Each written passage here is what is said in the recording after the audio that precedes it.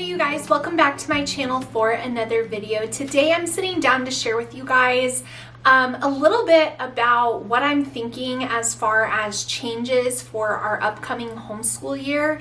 After this past year, which I've been very candid, very authentic, very vulnerable in sharing how difficult this year of graduation was for me personally as a mom, which inevitably affected my homeschool. Even though I did my absolute best, there was definite things that as I look back now, being on summer break in a season of reflection, I am wanting to change or make tweaks to just allow for a better school year next year. Not to say we had a bad school year or no one learned or we didn't do our schoolwork and we weren't diligent, because we were, but there's just areas, and I'm sure you can relate if you're a homeschooling mom, that when you think back on your year, you might say, yep, that didn't work out well.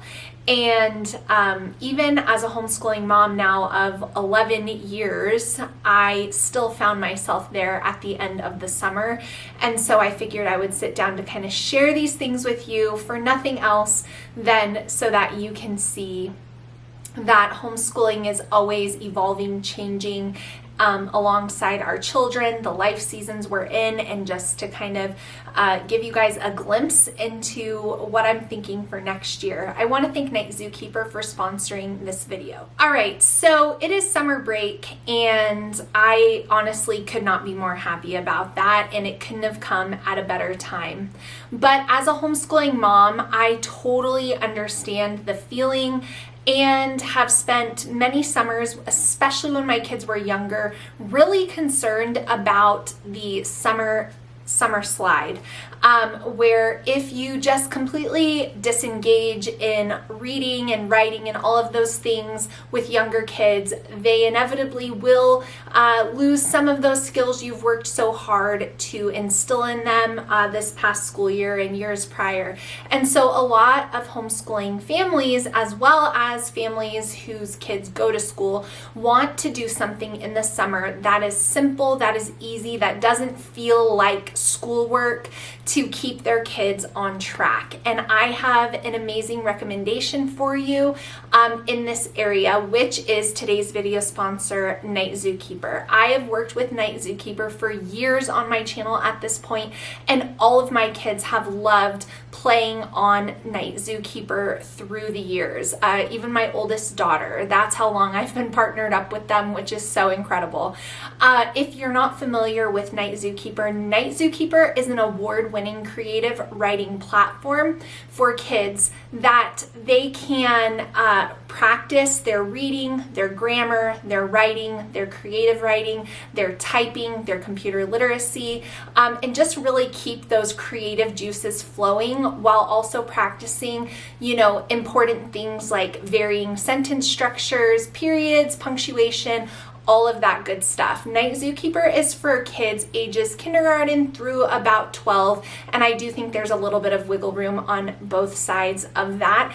And the best part about it is your kids will want to play Night Zookeeper, and they will not fight you on it, while simultaneously be practicing things that are going to make getting back to school, whether you homeschool or they go to public school in the fall, so much easier. Just 20 minutes a day. It's a great use of screen time. It's nice for quiet time, and honestly is so much fun.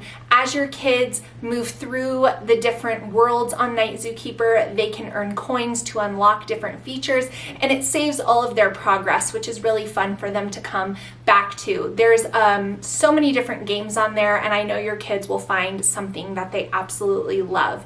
So if you guys want to check out Night Zookeeper, I have a link down below for you to get 50% off your subscription and 7 days free to try it out, which is amazing. They do have a multi-sibling discount plan, so if you have more than one child, I do recommend that that every kid has their own account just so that it saves their individual progress.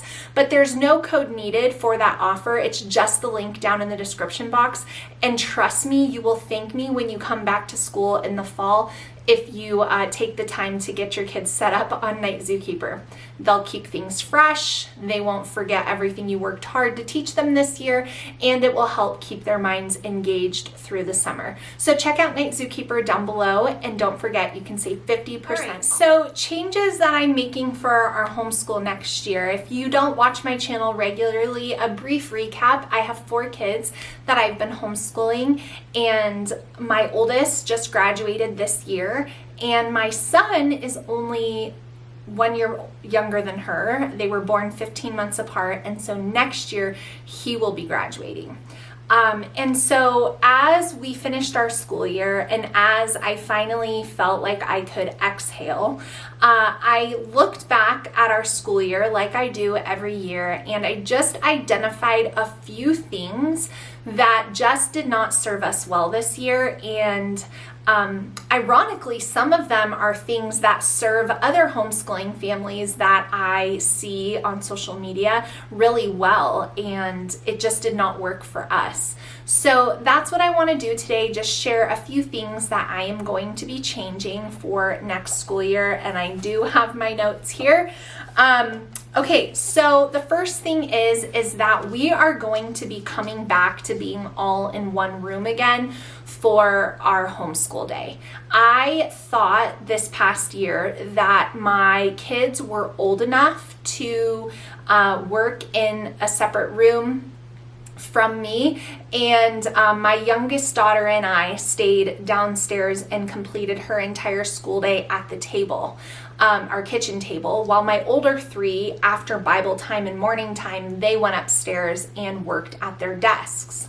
Now, my reasoning for doing that was well-intentioned, and it's because with my daughter being in the 7th grade, there's a lot more conversation that is happening between her and I as we move through her school day. We're very much talking about things, I'm quizzing her on things, we're doing sentence dictation, all of the things.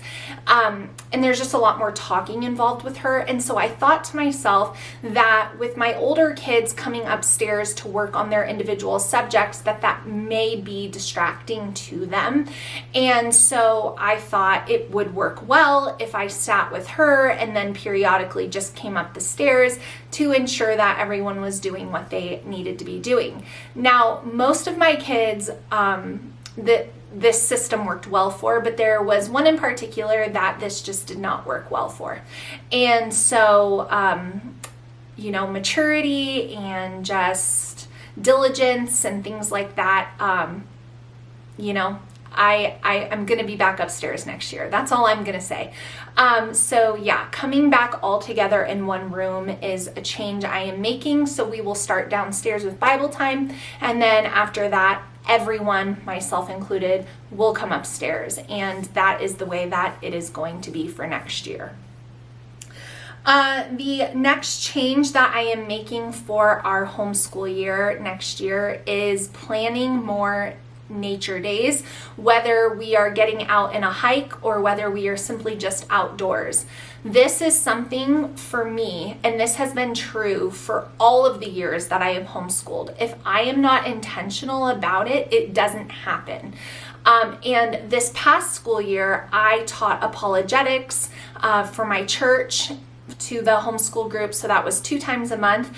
And then my friend did like a state geography thing at her house, so that was 1 time a month.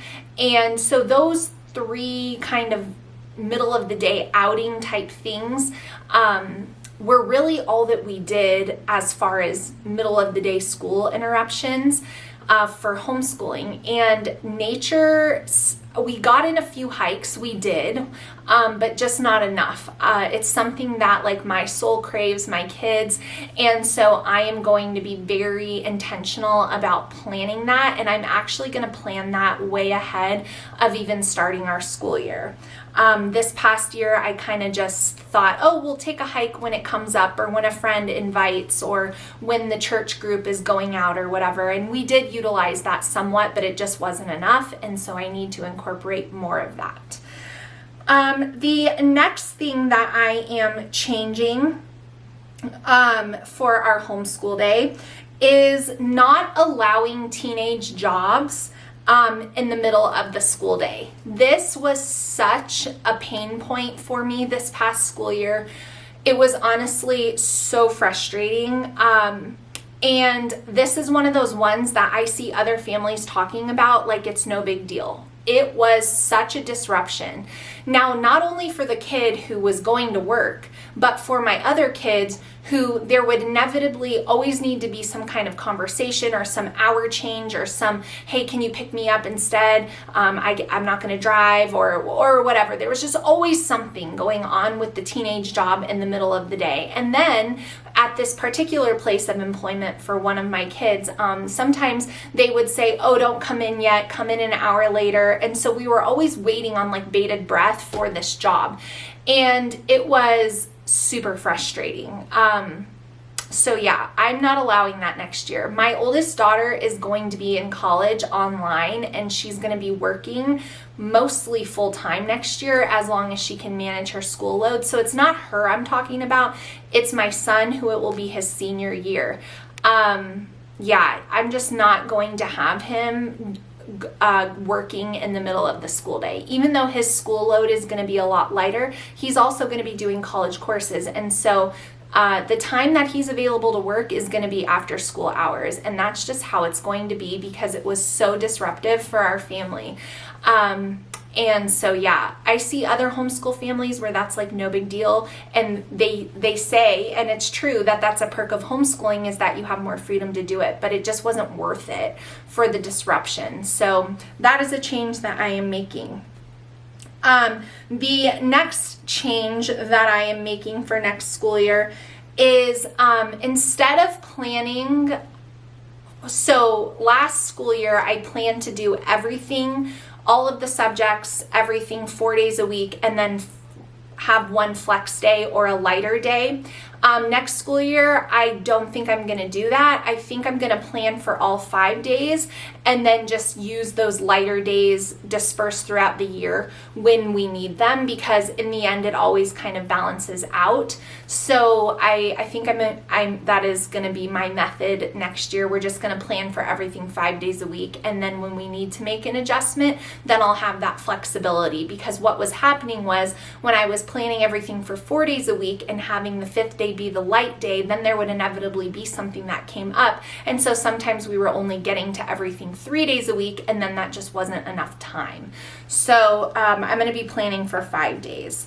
Another change that I'm going to be making is with regards to the Good and the Beautiful language arts curriculum. So that the high school levels are not laid out day by day, and the Good and the Beautiful has good reason for doing that. And I do agree with the thought and the idea behind it. Up until last year with my older 2 kids, they really never had an issue with like pacing themselves through the course.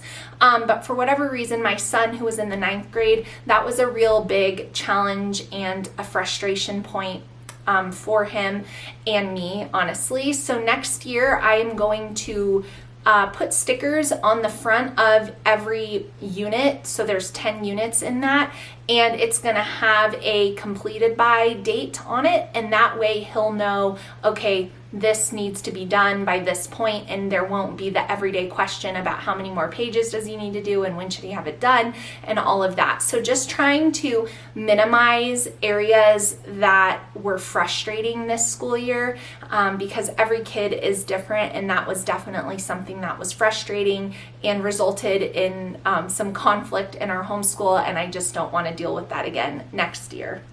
The last and final thing that I am changing for our school year next year is my high schoolers, or my high school son, not my son who's a senior, he's got all of his elective credits done, but my son going into the 10th grade specifically. I am going to start him with one elective. Last year I had him doing 2, and it wasn't working well for him. So I'm going to start him with one, and if that means that he's doing a couple of electives his senior year to fulfill those requirements, then that's what it will take. But I'm just going to have him do one elective to start rather than the two that I would typically start with. And I think that will be beneficial for him specifically. So those are some of the changes that I am making for our homeschool routines and rhythms and just kind of like my house for next year. If you are considering your school year and reflecting, just think about areas that were frustrating, think about areas that were pain points in your homeschool or caused disruption or conflict, and that is where I focus my attention on. How can I make this better? How can I streamline this? How can I ease frustration? Like, what can I do here to set us all up to succeed? That's where I kind of gather these ideas from. So I hope you guys enjoyed this video. Please give it a thumbs up before you click out of it, and make sure you check out the links to Night Zookeeper. Those will be down below. 50% off your subscription, and you can thank me later. Thank you so much for watching, and I'll see you guys again soon. Bye, friends. Searching